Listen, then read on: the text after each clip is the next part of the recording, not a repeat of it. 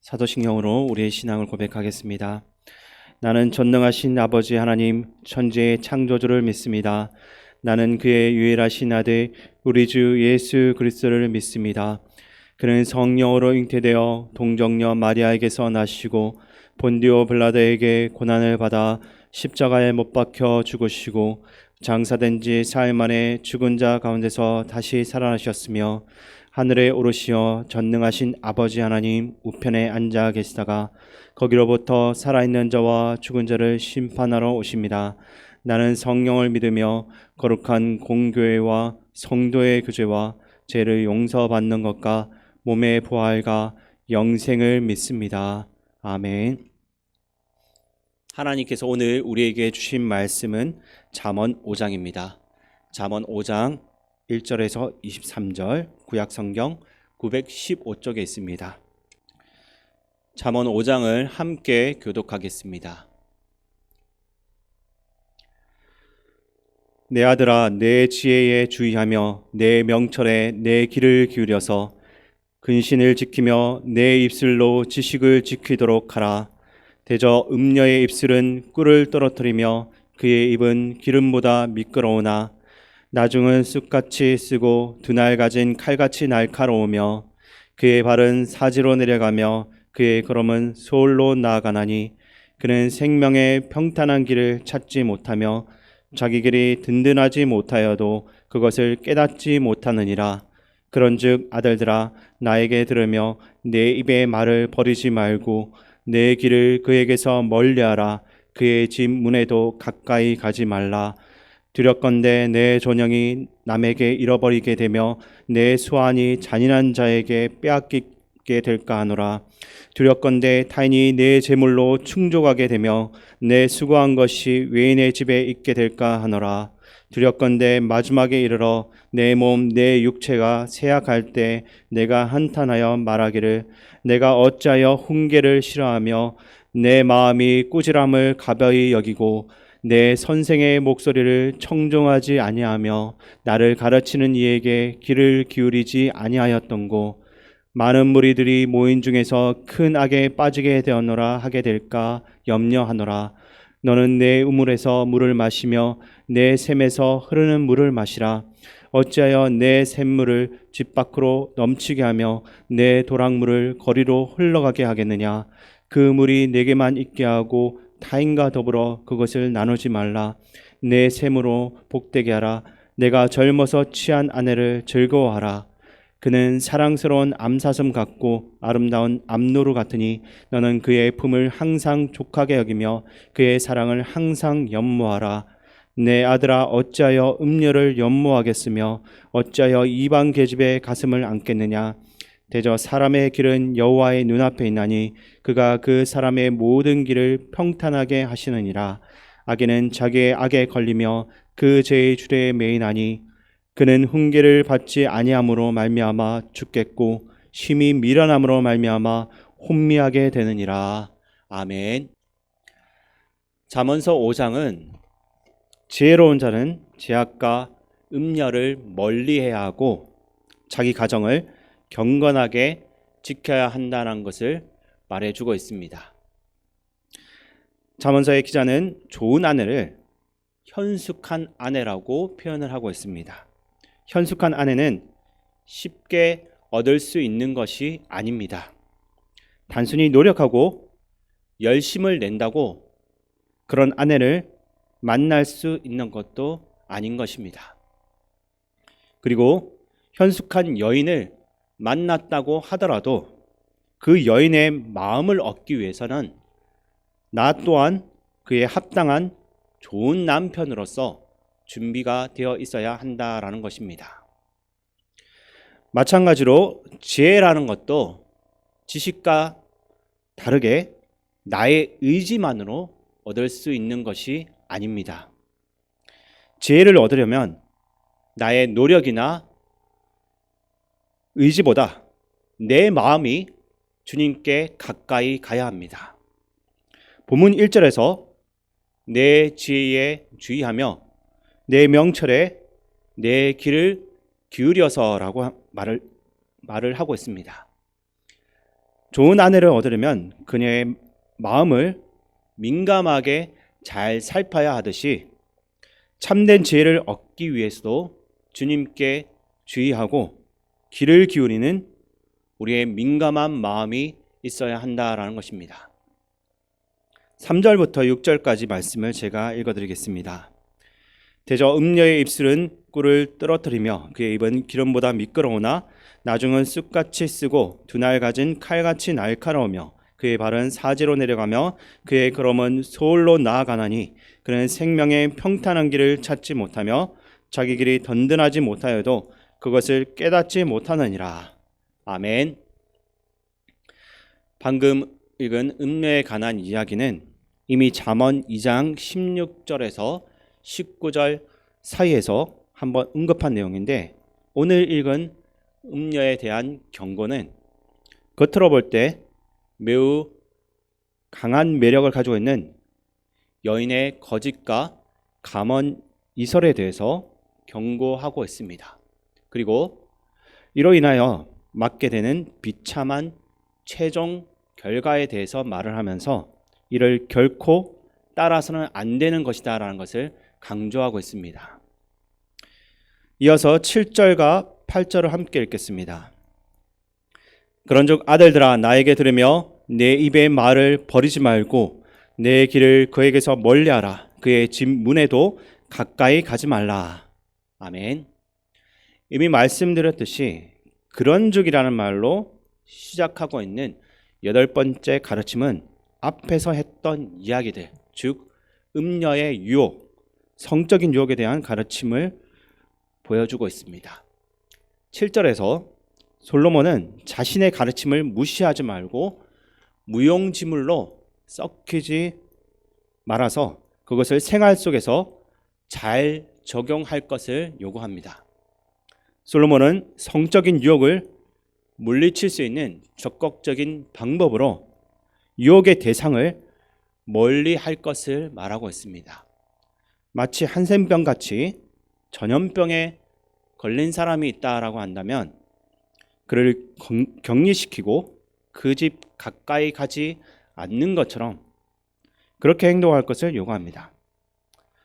성적인 유혹이 특히 혈기왕성한 젊은이들에게 있어서 절제되기 어려운 것임을 알고 있는 솔로몬은 가장 적극적이고 현실적인 방법으로서 환경 자체를 완전히 차단하는 태도를 유지하라고 말하고 있습니다. 그리고 8절은 죄를 멀리하고 가까이 하지 말라라는 것을 강조하고 있습니다. 음녀를 가까이 하지 말고 죄를 멀리하는 것이 지혜라는 말씀입니다. 죄는 처음에는 달지만 나중에는 아주 쓴맛을 경험하게 만듭니다.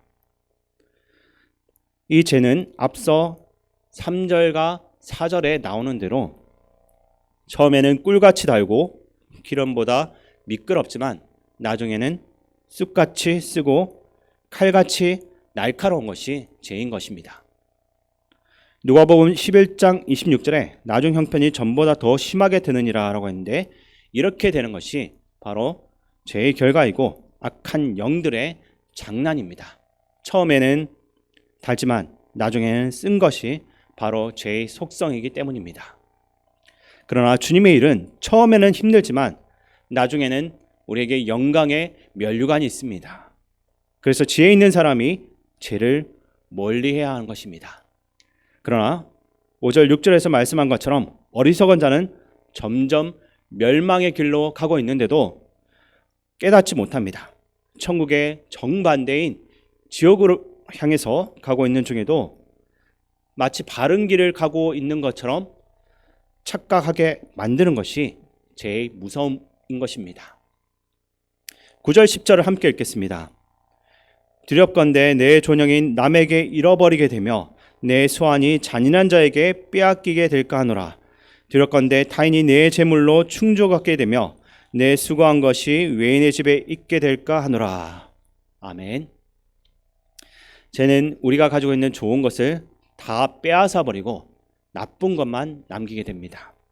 그래서 우리가 잘 아는 요한복음 10장 10절에 도둑이 오는 것은 도둑질하고 죽이고 멸망시키려는 것뿐이요 내가 온 것은 양으로 생명을 얻게 하고 더 풍성히 얻게 하려는 것이다 라고 했습니다.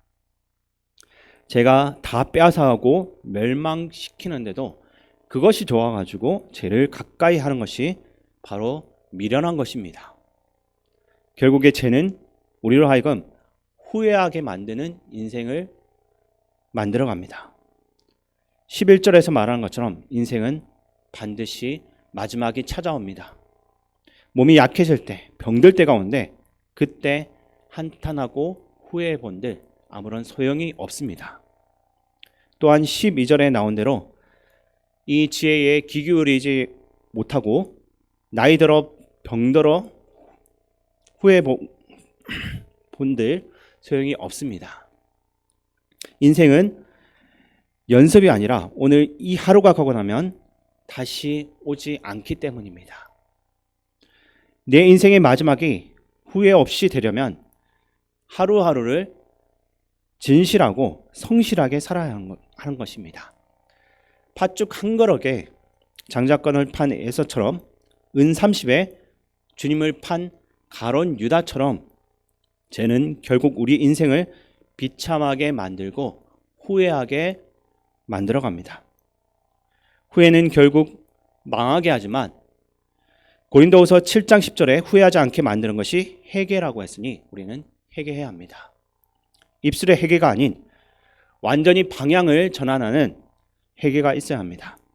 뿐만 아니라 죄는 만족할 줄을 모릅니다. 18절 19절 다 함께 읽겠습니다. 내 셈으로 복되게 하라. 내가 젊어서 취한 아내를 즐거워하라. 그는 사랑스러운 암사슴 같고 아름다운 암노루 같으니 너는 그의 품을 항상 족하게 여기며 그의 사랑을 항상 연모하라. 아멘. 아내에게 그 첫사랑에게 만족할 줄 알아야 하는데 자꾸 다른 것에 눈을 돌리는 어리석음을 말하고 있습니다. 그곳에 만족함이 없어서 다른 곳에 눈을 돌려 본들 그곳에 있어서 참된 만족함이 없는 것입니다. 성경 말씀은 우리의 참된 만족은 오직 하나님으로부터 나온다라고 했습니다. 하나님으로만 만족해야만 이 죄를 멀리할 수 있는 것입니다. 성령으로, 하늘나라 것으로, 말씀으로, 은혜와 신령한 것으로 만족할 줄 알면 우리를 둘러싸고 있는 죄를 멀리할 수 있는 것입니다. 죄는 전혀 하나님의 눈을 의식하지 못하게 만드는데 이것이 결정적인 폐인인 것입니다. 21절을 제가 읽어드리겠습니다. 대저 사람의 길은 여호와의 눈앞에 있나니 그가 그 사람의 모든 길을 평탄하게 하시느니라. 아멘. 죄를 멀리할 수 있는 방법을 이 말씀이 제시하고 있는데 하나님의 눈을 의식하는 것입니다. 마지막으로 22절과 23절을 함께 읽겠습니다. 악인은 자기의 악에 걸리며 그 죄의 줄에 매이나니 그는 훈계를 받지 아니함으로 말미암아 죽겠고 심히 미련함으로 말미암아 혼미하게 되느니라. 아멘. 악인이 분별력을 상실하고 혼미하게 빠지게 되는 모습을 보게 되는데 우리는 언제나 하나님의 눈을 의식하고 살아감으로써 우리의 모든 인생의 길이 평탄해야 할 것입니다. 지혜를 얻는 것은 결코 쉽지 않습니다. 그렇다고 해서 악인처럼 지혜가 아닌 거짓된 것을 추구하는 것은 내 영혼을 더럽히고 망치며 우리의 인생을 망가뜨리는 것입니다. 그러한 대표적인 예가 삼손입니다. 하나님이 삼손에게 주셨던 지혜는 그의 머리에서 나오는 힘이었습니다. 그러나 삼손은 계속 하나님이 주신 것이 아닌 다른 것을 추구했습니다. 결국 블레셋 여자 드릴라의 유혹에 넘어가게 되었고 하나님이 주신 것들을 잃어버리게 되고 말았습니다. 그러나 오늘날을 살아가는 저와 여러분은 하나님의 이 지혜를 갈망해야 합니다. 그런데 쉽지가 않습니다. 영이신 하나님을 알아가고 또 영적인 진리를 깨닫는 길은 앞서 이야기했던 것처럼 우리가 노력하고 애를 쓴다고 되는 것이 아닙니다. 잠언은 슬기로운 아내는 여호와 하나님께로 말미암다라고 말씀했습니다. 내가 슬기로운 아내를 얻고 싶다고 해서 얻을 수 있는 게 아니라 하나님께서 선물로 주셔야지 얻을 수 있다라는 것입니다. 마찬가지로 지혜를 얻는다라는 것도 하나님의 은혜로 얻는 것입니다. 잠언서의 기자는 지혜에 대해서 여호와를 경외하는 것이 지혜의 근본이다라고 말씀합니다. 하나님이 어떠한 분인지 알고 그 하나님을 두려운 마음으로 존경하는 것이 지혜라는 것이고, 더 나아가 그 크신 하나님께 나아갈 수 있는 길은 오직 한 길, 예수 그리스도이시며, 그리고 그 예수가 나의 참 신랑 되시며 나는 그분의 신부라는 사실을 깨닫는 것, 그것이 하나님의 은혜로 우리에게 주어진 최고의 지혜라는 사실입니다. 오늘 이 지혜의 진리를 소중한 나의 현숙한 아내처럼 귀하게 여기며 이 지혜가 아닌 다른 거짓된 음녀와 같은 것들에 현혹되지 않는 시민교회 성도님들이 다 되시기를 주님의 이름으로 축원드립니다. 기도하겠습니다. 거룩하신 하나님 아버지, 오늘도 새날 주신 은혜를 감사드립니다. 인생은 연습이 없으므로 오늘 이 하루가 지나가고 나면 다시 오지 않는 한날의 삶을 진실하고 성실하게 살게 해 주시옵소서. 오늘 주신 말씀을 붙잡고 죄악을 멀리하며 죄의 종노릇하지 아니하며 은혜의 왕노릇하기를 원합니다. 제가 처음에는 달지만 나중에는 쓰고 그 폐해가 심각하다는 것을 깨닫게 하여 주시옵소서. 우리 모두가 말씀과 성령의 은혜 안에서 하나님 주신 지혜로 처음보다 나중에 힘이 더 행복한 성도들이 되게 도와주시옵소서. 우리가 주님의 일을 할 때마다 처음에는 힘들고 고난에 기를 때가 많지만 나중에는 면류관이 있음을 기억하고 기쁨으로 감사함으로 감당하는 성도들 되게 해 주시옵소서.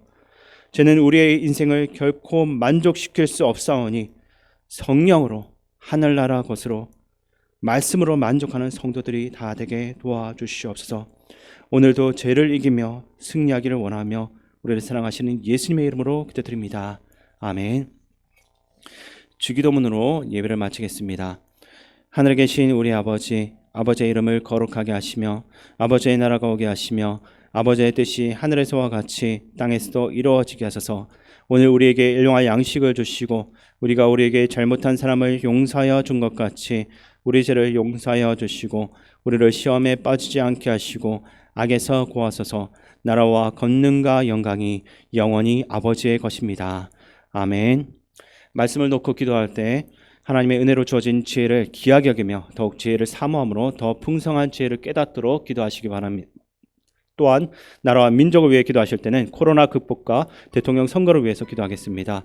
우리 교회와 성도들을 위해 기도할 때는 오늘 오전 8시에 심혈관 스탠드 시술을 받을 김한영 권사님의 부친 목사님께서 연로한 몸 상태 가운데서도 시술을 잘 받을 수 있도록 기도해 주시기 바랍니다. 또한 4월 17일 새생명축제와 우리 교회의 다음 세대 어르신들, 아픈 한우들, 그리고 담임 목사님 위해서 기도해 주시기 바랍니다. 마지막으로 세계 각지에서 복음을 전하는 선교사님들과 전쟁 가운데 고통받고 있는 우크라이나의 평화를 위해서 함께 기도하며 나아가겠습니다. 아버지 하나님, 하나님께서 우리에게 주신 이 지혜를 귀하게 여길 수 있는 마음을 주시옵소서. 하나님 아버지, 하나님 외에 다른 것을 우리가 추구하지 않게 도와주시고 하나님을 먼저 원하는 마음을, 하나님의 눈을 의식하는 마음을 저희들에게 허락하여 주시옵소서. 참된 지혜를 구하는 사람이 될 수 있도록 하나님 오늘 하루를 저희들을 지켜주시고 끌어주시옵소서. 하나님 아버지, 김한영 권사님, 신 목사님께서 하나님 아버지 심장의 스탠드 시술을 받는데 하나님 아버지 연로한 몸으로 인해서 하나님 그 몸이 시술을 받는 가운데 어려움을 겪지 않도록 하나님께서 그 몸을 보호하여 주시고 시술하는 의사의 손길 가운데 하나님 함께하여 주시옵소서. 모든 시술 과정 가운데 하나님께서 함께 하심으로 그 모든 것들이 잘 되어서 자신을 아픈 몸으로 인해서 고통받지 않도록 하나님께서 지켜보아여 주시옵소서. 그 모든 시술의 과정 가운데 하나님 함께하여 주시고 개입하여 주시옵소서. 하나님 아버지, 우리가 준비하는 모든 새생명 축제와 그 모든 과정들을 통하여서 잃어버린 영혼들을 찾아올 수 있도록 도와주시고 전도할 수 있도록 하나님 이끌어 주시옵소서. 우리의 삶 가운데 늘 함께하여 주시옵고 이끌어가는 담임 목사님 가운데도 하나님의 지혜와 능력 하여 주셔서 하나님 말씀으로 생명을 전할 수 있게 하시고 교회를 이끌어가는 가운데서도 하나님의 지혜로 그 모든 것들을 이끌어갈 수 있도록 도와주시옵소서. 만약 가운데도 하나님의 평화를 허락하여 주시옵소서. 이상 고통받는 이들이 나오지 않도록 도와주시옵소서. 죄인 중에 괴수